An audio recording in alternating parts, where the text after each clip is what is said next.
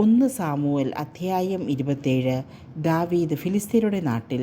ദാവീദ് ചിന്തിച്ചു, ഞാനൊരു ദിവസം സാവൂളിൻ്റെ കൈകൊണ്ട് മരിക്കേണ്ടി വരും.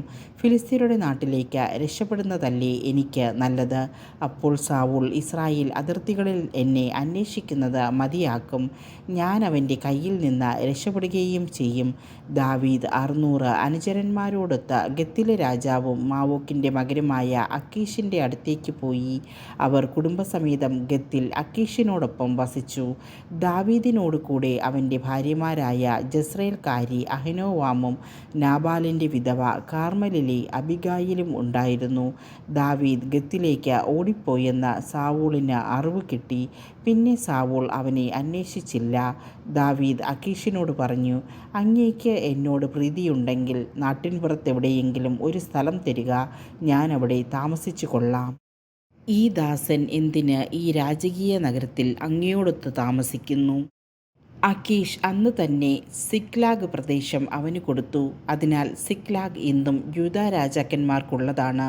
ദാവീദ് 1 വർഷവും 4 മാസവും ഫിലിസ്ത്യ ദേശത്ത് വസിച്ചു. തേലാം മുതൽ ഈജിപ്തിലേക്കുള്ള വഴിയിൽ ഷൂർ വരെയുള്ള പ്രദേശത്ത് വസിച്ചിരുന്ന ഗശൂര്യരെയും ഗിർസ്യരെയും അമലേക്കരെയും അവൻ അനുയായികളോടൊത്ത് ആക്രമിച്ചു. ദാവീദ് ആ ദേശം ആക്രമിച്ച് നശിപ്പിച്ചു.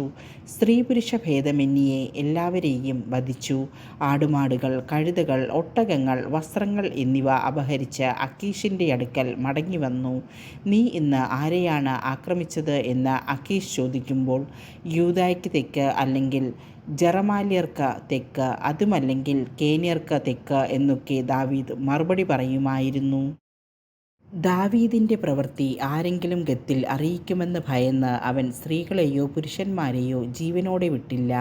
ഫിലിസ്ത്യരുടെ നാട്ടിൽ വസിച്ചിരുന്ന കാലമത്രയും അവൻ ഇങ്ങനെ ചെയ്തു പോന്നു. അക്കീഷാകട്ടെ ദാവീദിനെ വിശ്വസിച്ചു. സ്വജനമായ ഇസ്രായേല്യരുടെ കഠിനമായ വെറുപ്പിന് സ്വയം പാത്രമായതിനാൽ അവൻ എന്നും തൻ്റെ ദാസനായിരിക്കുമെന്ന് അക്കീഷ് കരുതി.